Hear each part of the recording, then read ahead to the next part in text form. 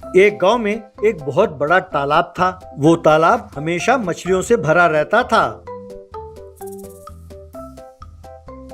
कई मछुआरे उसमें मछलियां पकड़ते थे।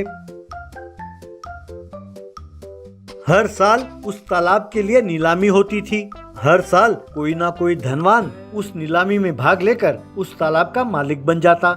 इस तरह जिस व्यक्ति ने नीलामी में उस तालाब को जीता, उस साल के लिए सारे मछुआरे उस व्यक्ति को पैसे देते थे। उन्हीं मछुआरों में से था एक बूढ़ा मछुआरा जिसका नाम था सुनील चकमा।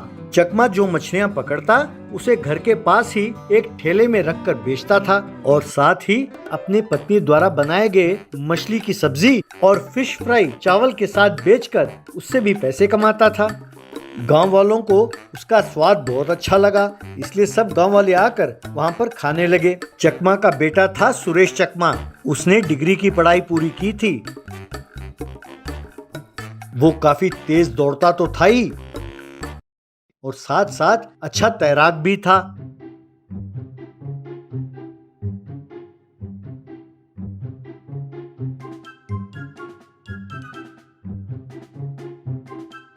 उसने तैराकी के मुकाबले में बहुत सारे मेडल्स जीते थे। उसकी इच्छा थी कि वो अपने प्रतिभा के बल पर पुलिस में नौकरी ढूंढे। एक बार उसने एसआई के पोस्ट के लिए कॉम्पिटिटिव एग्जाम्स लिखे और साथ साथ मेडिकल, फिजिकल सब टेस्ट में भी वो उत्तीर्ण हुआ।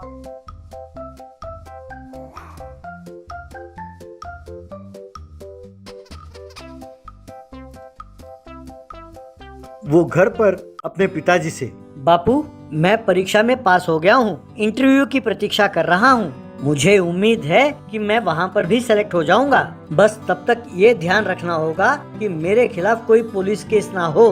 तब पिताजी, अच्छा ऐसा है बेटा, तो जरा ध्यान से रहना बेटा, तुम किसी से झगड़ा ना बोलना। तब माँ, अरे तुम भी बड़े अजीब हो, मेरा बेटा क्यों लड़ने लगा किसी से भला? मेरा बेटा किसी के साथ लड़ाई झगड़ा नहीं करता। आओ बेटा खाना खा लो। एक बार नीलामी में नायक नाम के व्यक्ति ने उस तालाब की बोली लगाई। ये देखकर गांव वाले परेशान हो गए क्योंकि नायक बहुत बड़ा गुंडा था और बहुत लालची था। नायक गांव वालों से, हाँ, आज से ये तालाब मेरा है। अब से जो भी मछली बेचा जाएगा उन पैसों का आधा हिस्सा मेरा होगा। अगर तुम लोगों ने आनाकानी की तो पड़ोसी गांव वालों से कहूँगा कि आकर मछली पकड़ लें। तब सुखेंद्र चकमा, नायक जी, ये तो ज्यादती है। अगर आधा हिस्सा हमने आपको दे दिया तो हमारे लिए क्या बचेगा? इससे पहले साल भर के लिए पैसे निर्धारित किए जाते थे, हम वही भरते थे, और अब अचानक ये नया रूल। तब नायक, ए बुढ़ाओ, जो हुआ उससे मेरा कोई मतलब नहीं। अगर तुम्हें मेरी बात मंजूर हो तो उतरो तालाब में, वरना रहने दो।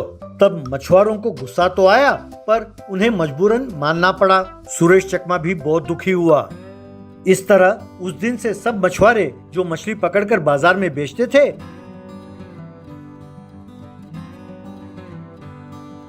उसका आधा कमाई लाकर नायक को देते थे। जो थोड़े बहुत पैसे बच जाते थे वो लाकर घर में अपने पत्नियों को देते थे और बहुत दुखी होते थे। एक दिन नायक अपने आदमियों को लेकर मछुआरों के ठेले के पास आया। क्यों रे बुढ़े, तू किसे धोखा देना चाहता है? चुपचाप मुझे जो पैसे मिलने चाहिए वो मुझे दे दो। तब सुरेंद्र चकमा, ये क्या कह रहे हो साहब? आज मैंने 50 किलो मछली पकड़ा था, उसमें से आधा यानी 25 किलो मछली के पैसे मैं पहले ही आपको दे चुका हूँ। अब भला मैंने इसमें धोखा क्या किया? तब नायक, अरे वो तो ठीक है, लेकिन ये जो तुम फिश फ्राई और मछली की सब्जी बनाकर बेच रहे हो, इन पैसों का क्या? ये तेरे बाप की कमाई है, निकालो पैसे। तब सुरेश चकमा, नायक जी, जरा सोच समझ के बात कीजिए। आपका हिस्सा आपको दे दिया है, जो बचा हिस्सा है उसे हम जो मर्जी करें। आपसे मतलब? बड़ों से ऐसी बात की जाती है? तब नायक, क्या बकवास कर रहे हो? इसमें बड़े छोटे क्या होता है? कल से खबरदार जो तुम तालाब में उतरे, ये मेरा हुक्म है, कहकर अपने आदमियों से, अरे तुम लोग देख क्या रहे हो, हो जाओ शुरू। यूं कहते ही उसके आदमियों ने ठेले को उल्टा किया और सारा सामान उठाकर फेंक दिया। तब नायक को गुस्सा आया और उसने उन्हें मारा। जवाब में उन लोगों ने भी नायक को मारा। इस तरह नायक और उसके आदमियों को सुरेश चकमा ने खूब मारा।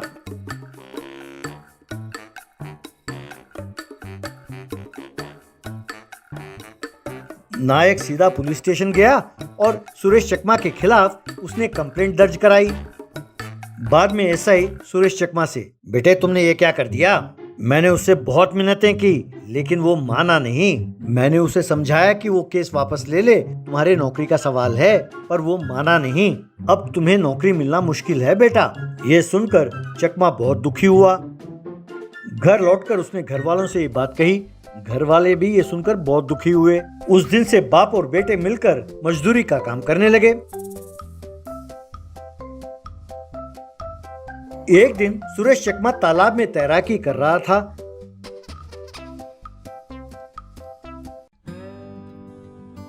तभी उसे पानी के अंदर एक दरवाजा नजर आई। ये देखकर उसके दिमाग में एक आइडिया आया। वो तुरंत घर पहुंचा और अपने बाप से कहा कि उन्हें क्या करना होगा। दोनों मिलकर घर के सामने ही एक बड़ा सा सुरंग खोदने लगे।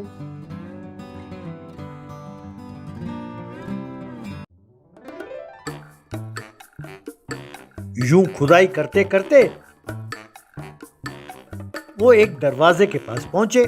सुरेश चकमा, बापू, यही है वो दरवाजा जिसके बारे में मैंने आपको बताया था। अगर हमने ये दरवाजा खोला तो ये सारा पानी अपने घर के पास आ जाएगा। फिर हम घर बैठे बैठे मछलियाँ पकड़ सकते हैं। लेकिन इसकी खबर नायक को नहीं मिलनी चाहिए, वरना मुसीबत हो जाएगी। ऐसा कहा। पिताजी मान गए। तब सुरेश चकमा ने वो दरवाजा खोला। बस उस सुरंग में पानी भर गया। वे दोनों तैरते हुए बाहर निकले। बाद में घर के पास ही उस सुरंग का एक दरवाजा बनाया और अपने ठेले को उस दरवाजे के ऊपर खड़ा किया। जब भी मछलियों की जरूरत होती तो सुरेश चकमा उस सुरंग के अंदर जाता और तैरते हुए जाकर मछलियां पकड़कर ले आता। उन मछलियों को लाकर वो ठेले के ऊपर रखता और उन्हें बेचता। तब माँ उन मछलियों का सब्जी बनाती। इस तरह उनका धंधा खूब चलने लगा और वे खूब पैसे कमाने लगे। एक दिन नायक पुलिस को लेकर उनके ठेले के पास पहुंचा। नायक, एसआई साहब, इसने अपने घर के नीचे एक सुरंग खोदा है, फिर तालाब के सारे मछलियों को यहीं से पकड़कर वो बेचता है। अगर यकीन ना हो तो आइए मैं आपको दिखाता हूँ कि वो सुरंग कहाँ है। ऐसा कहा। यूं सब मिलकर उस सुरंग के अंदर गए।